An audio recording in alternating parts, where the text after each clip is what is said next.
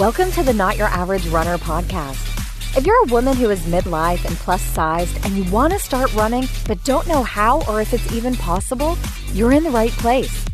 Using proven strategies and real-life experience, certified running and life coach Jill Angie shares how you can learn to run in the body you have right now. Hey Rebels, you are listening to episode number 29 of the Not Your Average Runner podcast. I'm your host, Jill Angie, and today we are talking about the second part of the Rebel Runner formula, which is confidence. We're going to dig right in and find out exactly where you are right now with this skill, and then start talking about the tools that you need to improve. And of course, my latest obsession this week has been a complete and total game changer for my runs, so I'm going to talk about that as well. So whether you're a brand new runner, an experienced pro, or maybe even just contemplating it because all your crazy friends are doing it, you are in the right place. Now, before we get into our main topic this week, I do want to mention a couple of things. And the first is that this podcast has officially surpassed 50,000 downloads, which completely amazes me. And I just want to say thank you so much for all your support and for each of you that has written a review or recommended it to a friend. And the more that this show gets shared and downloaded, the more I'm able to keep bringing it to you each week. And I just want you to know that I appreciate each and every one of you so much. And to that end, I do have a favor to ask. If you're loving the show and you haven't already done so, I would be eternally grateful if you'd head over to iTunes and give it a review. I mean, a glowing review, a 5-star review would be awesome. But I mean, really, I just want you to be honest and let people know what you think. I'd also love it if you'd share your favorite episode on social media so that other people can find out about it. Because here's the deal. I have this vision of helping 1 million women get up and running. And that means that we've got a lot of sharing to do. So you can actually play a part in that by making sure the podcast gets visibility. And I mean, really, just to show you how important it is, I want to share a listener story that was posted on Facebook last week. I did a Facebook Live on July 4th in the free Facebook group, which, by the way, the link to join that is in the show notes. And during that live broadcast, Tammy posted this comment, and I just really need to share it with you because it gave me chills. So Tammy wrote, "My self-story is that I cannot run because I basically have 1.5 lung capacity from a childhood illness. I have told myself I cannot run because of this, but I started listening to your podcast about 6 weeks ago and running intervals like you talked about. You gave me permission to not run straight through. You helped me understand that while I do have diminished lung capacity, it doesn't mean I cannot run if I want to. And I want to. So today I ran my first virtual 5K, also something I didn't know about until you, and it was awesome. Thank you, Jill Angie, for helping me change my story." I mean, come on. This is amazing. This is somebody who thought they couldn't be a runner because of what they believed was a physical limitation. And just by listening to the podcast, they changed their story and they started running. I mean, congratulations, Tammy. I'm so glad you shared this because, first of all, it made me feel really good because I love helping people. But I know that you sharing your story helps other people realize that they can change their own story. So that's why it's so important for us to get this podcast out there and for everyone to know about it. So I'm just going to ask you, please leave a review. Please share it on social media because I know there are dozens of other stories out there just like Tammy, and I want there to be millions of them. So that's it for my little beg and plead for you to share and review because you never know who you might be inspiring with your work. Okay, so that's enough of that. Let's talk about confidence. And real quick, before we get into it, do you remember what a rebel runner is? So just for fun, we're going to say it together one more time. A rebel runner is a total badass rock star who loves her body unconditionally and believes she is capable of some pretty epic shit. And every time I read that, I just think, yeah, I kind of want to be that person, right? So the formula to becoming a rebel runner includes consistency, confidence, and community. And this week, we're going to deep dive into confidence. Now, confidence is where you become an inspirational runner who other people admire. And it's really all about loving your body and loving yourself unconditionally and believing that you're not flawed, but rather that you're just a kick-ass human. And this is also where we kick that inner mean girl to the curb. Now, I do need to warn you, there's going to be a lot of tough love ahead. And if you've been listening to the podcast for the past 29 episodes, you know that I'm big on the tough love. But you're also a rebel, and I know you can handle it. So the first part of confidence is to put on your cape. So we're going to stick with the superhero theme. And what put on your cape means is really dress the part. Get the gear that a runner would wear. Even if you think you haven't earned it or that you look silly or that you're a fraud, like whatever bullshit story your inner mean girl has for you, I want you to just ignore it. And putting on the gear, putting on your cape, dressing the part is kind of like fake it till you make it in a way. One thing I know for sure, for example, is that Robert Downey Jr. wouldn't be Iron Man without his suit, right? He'd just be some skinny guy in jeans and a t-shirt. And don't get me wrong, I'm all about our DJ. He's a cutie patootie, but he's no superhero, right? But then when he puts on his armor, he's got these amazing powers, right? He's a total badass and he has all kinds of confidence that he can do whatever is necessary to save the world.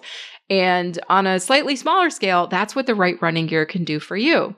So this means wearing running tights. And yes, people will see the sides of your legs. They will see your ass, your powerful running legs, and the strong glutes that carry you forward. That's what they're going to see. It also means wearing a tank top in the summer because badass rebel runners need to expose their skin so their sweat can evaporate properly. That's how the body works. And a cool runner is a happy runner. So if it's 90 fucking degrees outside, I want you wearing something sleeveless. Or better yet, run in your sports bra for Pete's sake. I mean, men go shirtless all the time and nobody says a word about it. So there's absolutely nothing wrong with a woman running in her sports bra. I don't care what size you are. If you want to be a true rebel runner, put your comfort and your performance ahead of your vanity, right? You're going to be so much stronger as a runner if you're not worried about how hot you are, right? If you're not thinking, oh gosh, I can't wear sleeveless because somebody might see my arms. I want you to just stop it, right? Put your running comfort, your running performance, and all of that ahead of what your worries are about people's opinions about what your arms look like or what your ass looks like in those tights. It also means getting a proper shoe fitting at a running store in public where there will be other runners that are thin. And here's what's going to happen. You're going to think all kinds of bullshit thoughts that you don't belong there or that the staff there doesn't want to help you because of your size or some other reason, right? So first of all, let's just establish the fact that you're a runner and you belong in a running store. If you run, you are a runner. Runners go to running stores to buy their gear. So go on, try and argue with me. You can't. If you run, you belong there. That's just how it works. So we're going to stop worrying about that right now. Now, the next thing is, what if the staff gives you a funny look? Or this is my favorite. If they come up to you and they say, hey, can I help you? Are you shopping for someone else? Well, I can't control the salespeople, right? But if they do any of those things, they're just confused, right? They probably haven't seen a rebel runner out in the wild and they just don't know what to do, right? That's all there is to it. Believe it or not, there actually are people on this planet who think you need to be like a size 6 to be a runner, or that real runners all do a mile in 7 minutes or less. And like I said, they're just confused. They've never been exposed to the awesomeness that is you. That's all there is to it. So you have a couple choices. You can always educate them on how runners come in all shapes and sizes, right? You can tell them hey, I'm a runner. I know I might not look like your vision of a runner, but I promise you I run and I love it and I'm really good at it. So you can tell them that. Or you can just ask for what you need and let them figure it out on their own and watch them scratch their heads and kind of smile to yourself and think, oh, it's so cute. Look how confused they are. Either way, their opinion of you is really none of your business. I mean that so deeply. What is your business is whether you are going to get a good shoe fitting out of it, right? So be prepared to talk about your running habits, your weekly mileage, what type of surface do you run on? You go outdoors? Do you run on a treadmill? How often do you run? Let them help you. It is their job. The store that they work for is paying them to get you in the right shoes. So just let them help you. It's that simple. Okay. I know some of that may have been a little hard to hear, and I'm sorry about that. But sometimes when it comes to working on various aspects of your confidence, especially around running, we need the cold, hard truth, right? I could coddle you through it for sure, but it's way more effective for me to just tell you the truth, okay? So the truth is, I want you to stop worrying about what other people are thinking. They're gonna have opinions no matter what. And if you allow somebody else's opinion, whether they've spoken it aloud or whether it's an opinion that you're imagining that they have, right? If you allow that to keep you from being the best runner you can be, you're really missing out, right? So you do you. You're a rebel runner. Rebel runners wear tights and tank tops. They run in their sports bras on hot days. They go to running stores and they get fitted for shoes. I'm not asking you to do like a Tough Mudder with electric wires and ice water pools, for fuck's sake. I'm asking you to go shopping and wear clothes that will make you a better runner. That's all, right? So hopefully you're still with me. It's going to be a tough episode. Next, we're going to talk about finding your inner warrior. Now, this is really a continuation of putting on your cape.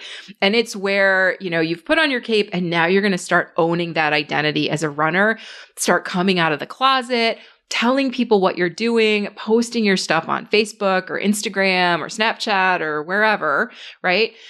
Telling your family and friends that you're a runner, making them come to finish lines to celebrate with you or go out on training runs possibly.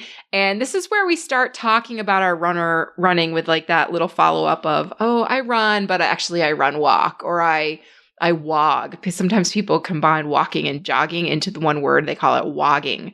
I hate that word. I hate it because it's so self-deprecating. It's so like, oh, I don't want to own my awesomeness, so I'm going to make up a shitty word for it. Okay. So don't call yourself a wogger, please. But we talk about our running and we follow it up with, oh, but I'm a wogger, or I run walk, or I'm really slow, or I only do 5Ks, right? If you're going to be a rebel runner, we need to stop that immediately. You got to own it. You cannot spend time worrying about what other people are going to think. And I know I keep coming back around to this, but if I teach you only one thing through this podcast, it's this. Other people's opinion of you is none of your fucking business. For real. Whether they hate you, whether they love you, whether they could care less about you, they get to think what they want. It's their prerogative as a human. Just like you get to think what you want, and what your opinion is nobody else's business, right? It works both ways. So that means if you decide you want to run like a badass, it's your business and nobody else's. And somebody else can think that you're not a badass, and that's fine. They get to think that. It's all good. But I really want you to think hard about this and understand what I'm saying. Because if someone else thinks that you really have no business being a runner, if they have all kinds of opinions about your speed or what you look like in those tights or how long it took you to finish your first 5K, like if they have those opinions, like, do you really want to listen to that person and put them in charge of your life choices? If somebody thinks that you have no business being a runner, is that really who you want to be the boss of you, right? Because what's happening is if you put yourself out there on Facebook, somebody makes a derogatory comment, and then you think, oh, that's it. I quit. I can't do this anymore. People think I'm bad at this, right? Or whatever they think. You're literally giving someone else the responsibility for your opinion about yourself. It's like if you went to, you wanted to hire a cleaning person for your home, and you hired a garbage man, and he came in your house and he just got off the garbage truck and he's got like dirt all over his clothes and everything, and he cleans your house and it's dirtier than when he got there. And you're like, I don't understand what just happened. Well, you hired the wrong person for the job. Hire somebody who comes in with like a vacuum cleaner and a mop and cleaning supplies to clean your house. You don't hire a garbage man, right? No offense to garbage men. It's a very important job and they do an amazing job, but I'm not going to hire somebody to like get off their shift, like driving a garbage truck to come clean my house. So when you allow somebody who has a negative opinion of you to decide that that's the opinion you should have, you're hiring somebody who's totally unqualified for the job of deciding your self-worth. You're basically saying, yeah, you think really shitty things about me. That's awesome. I'm going to put you in charge of my feelings. This is a terrible idea. And half the time it's probably some stranger or like some idiot you knew in high school that you didn't like then, and you're not even sure why you accepted the friend request. And you're like, oh yeah, that jerk from high school, that's the opinion that I'm going to choose to think about myself. So just stop doing that, okay? The more that you put yourself out there and really own your own shit, own your own badassery, the stronger and more powerful and more proud you will feel about yourself, right? There's something really amazing about telling the truth about yourself in public. And that means putting an actual picture of yourself in running gear, holding your first race medal. Like, it's scary to do that. I get it. But once it's done, it's like, okay, world, bring it on. There's nothing you can say to me that isn't harsher than what I say to myself. And I get to decide what my opinion of me is, not you. Right? So finding your inner warrior is all about realizing that you get to decide what to believe and think about yourself. Decide on purpose what you want that to be. On purpose, not just whatever you've been told or whatever any random person happens to think about you. Decide on purpose for yourself what you want your opinion to be, and then shout that shit from the rooftops. Okay, moving right along. I told you I was going to have opinions for you this week. All right, our final section of confidence is called slaying the supervillain. And this is where we really shut down that inner mean girl. Now, in the last section, we covered how to deal with other people's opinions. But as you know, your worst critic is really that nasty voice in your head, right? There's nothing that somebody else can say to you that you haven't said way worse to yourself. Things like, oh, you're too slow, you're too fat, you're too old, you're not a real runner, you look terrible in those tights, people are laughing at you, right? And that last one always gets me. So we hear those voices, we all hear them in our heads, and getting rid of them, or at least getting them under control, is really critical to becoming a true rebel runner. Because I'll tell you what, training runs are a lot less fun when you're arguing with your inner mean girl the entire way. It's like you've got a million mean girls lined up along the path shouting insults at you the whole time. And at the root of most of it, I think, is body image, because most of us don't look like a typical runner. So our inner mean girl already has like that starting point for her crap. And most of us are taught from a very young age that thin is desirable, that thin is healthier. And we don't even realize we have that loop running in the back of our head, that story. We just think it's true. But in reality, it's something you've been programmed to believe. Right? And you've been telling yourself that story, and other people have been telling you that story for so long, it just seems like a fact at this point. So the key to getting rid of the inner mean girl is just to ask yourself, what if my story isn't true? Right? It's a pretty powerful question. And if you knew that the story wasn't true, right? If you knew that the story that you're too fat to run, or the story that you're too slow, or the story that you're just not cut out to be a runner, because that's all those are, they're just stories. If you knew those stories weren't true, what story would you want to tell instead, right? If you could choose any story in the world, and spoiler alert, you can do that.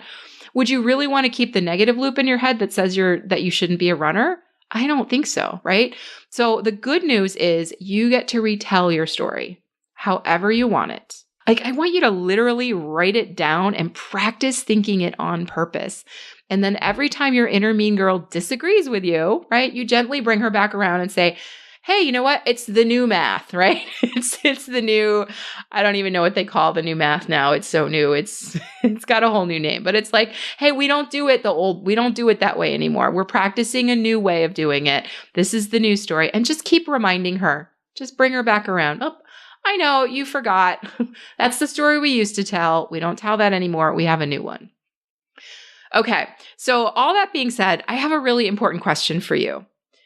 What do you think it will do to your long-term success if you don't get this stuff figured out? Like, really think about it. Because here's what I believe. If you don't get it figured out, I mean, you might keep running, but you're not going to have a lot of fun with it. And every time somebody says, oh, how great it is that you're a runner, they're going to compliment you on your running, and you're going to remind them that you're slow or that you have to walk or any of the other million bullshit reasons you have in your head for why you're not a real runner. So somebody's going to compliment you, and then you're going to give them all the reasons that they're wrong. You're going to argue with them. They're going to say you're amazing, and you'll be like, no, really, I'm not, and here's why. So we're going to stop doing that, right? But if you keep doing that, like what I predict will happen is you'll probably keep running for a while, but eventually you'll give up because nobody can keep up that kind of training when there's constantly a barrage of insults being hurled at them inside their own head, right? Oh, it's awful. So here's what I want you to do. I want you to think about those 3 areas that make up confidence, right? That putting on your cape and finding your inner warrior and slaying the supervillain, right? Think about those 3 areas. Decide which of them is your strongest area, and then which of those areas you think you might need some work. And then decide what story you want to tell about yourself, what kind of runner you really want to be. And then make a plan to install that story in your brain like software. Get busy on it. Or, even better, join Run Your Best Life and we will work on it together. Because I do a lot of that work in the group Run Your Best Life. We talk a lot about the inner story and we figure out how to retell it. So that is what I've got to tell you about confidence this week. And now we're going to move on to my current amazing obsession, which is headphones. And specifically, it's a pretty amazing pair of wireless earbuds that I just started using, and I love, love, love, love, love them. I've actually got them in right now. They're part of my whole podcast setup now. And they are the Apple AirPods, okay? So I had seen a ton of people using them, and to be honest, I was fairly skeptical because they kind of look like they would fall out easily. I wasn't really too keen on the idea of losing $150 earbuds, right? Because they're not cheap. But I really like wireless earbuds because here's the deal. I wear a lot of running skirts, and usually I wear sports skirts, and they do have a little tiny hole in the skirt so that you can run your headphone wire through the hole and then plug it into your phone, which sits in a pocket on the side of your leg. And that's amazing, right? But every time I want to pull my phone out, the headphone wire is going through the skirt. And so what happens is I pull the phone out and my whole skirt flies up, which is fine, but it's a pain in the ass. Right? So I was like, I really prefer wireless headphones because there's no cord, and then I don't have to worry about threading the cord through or just anything, right? I just don't have to worry about a cord at all. So I tried about 5 other styles, I tried a pair of $200 Beats wireless headphones, and they sucked. They were sport Beats, or they're sport power Beats, or I don't know what they were, but what happened was the sound was always cutting out. Like they just were not, I don't know. I don't know what the problem was. Maybe it was user error, but I tried them, and I've tried like literally 4 other styles of wireless headphones thinking, okay, maybe this is the one. Anything from like $5 pair on up to this $200 pair. And I had problems with all of them, and they wouldn't stay in my ears. The sound would cut out, or the ones, most of them were connected to each other by a wire. Like, so you didn't have a wire that plugged into your phone, but the headphones were connected to each other. And then the wire would get tangled, or I would forget to charge them. Or it was just a royal pain in the ass.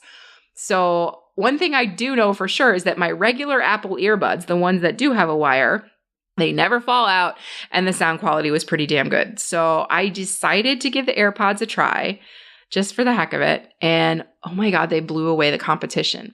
So they stay securely in my ears. There's no cord between them to tangle them up at all, right? The case where you charge them is super solid. It's really easy to use. The whole thing is just amazingly well done. Like pretty much everything Apple does is always pretty high quality. The sound quality is great. I can control them with my watch, with my Apple Watch, with my iPhone, or just with my voice. I can just say, hey, Siri, turn up the volume. Or I can just double tap them, which pauses the sound or advances to the next song. So they're really, really good, high quality earbuds, and I was sort of blown away. So they're also really low profile, so I can actually wear them during Facebook Live videos and not have to worry about a cord in front of my face. And so I know that for most people, that's not a concern, but it is a concern for me. And I know they're definitely an investment. But if you're looking to reward yourself, like if you're going to train for a half marathon and you want a really good reward for yourself afterwards, I can highly recommend these. Or if you're, whatever goal you're going after, if you're like, oh, I'm going to try to do like a month of running 3 times a week and I'm going to reward myself with something afterwards, these are a great option. And they even work with Android devices. So if you have Bluetooth, these AirPods will work. So if you've been on the fence like I was, wondering if they're really worth the money, they are, and I suggest that you give them a try. All right, that is it for the week. Everything I mentioned in this episode can be found in the show notes at notyouraverage.runner.com/29. And if you have decided, after all of the tough love that I gave you this week, that you're ready to get started with running, if today is that day and you've hit the tipping point, I want you to grab your free jumpstart plan over at notyouraverage.runner.com/start. And let's do this thing. All right. So I'm actually going to be back in 2 days because we're doing Saturday interviews now. I'm going to be back in 2 days with an interview from somebody who is an expert at running Disney races and planning the whole vacation. And she's going to talk to you about how to get the best chance of getting in the race that you want, and then how to plan your best vacation around it so that you really, really enjoy yourself. And then some strategies for race day if you're, for your Disney race. So her name is Christine Sir, and she's amazing. And so make sure that you tune back in on Saturday. Download that episode. It's going to be episode number 30 and find out all about Disney running, which I'll tell you what. The interview is amazing, and I learned so much because I've never done a Disney race myself. And honestly, Christine's excitement over it has got me thinking that I'll probably do one in 2019. So that's it for this week. Hope you have a great week, and I'll talk to you soon. Bye. Thanks for listening to this episode of the Not Your Average Runner podcast. If you liked what you heard and want more, head over to www.notyouraverage.runner.com to download your free 1-week jumpstart plan and get started running today.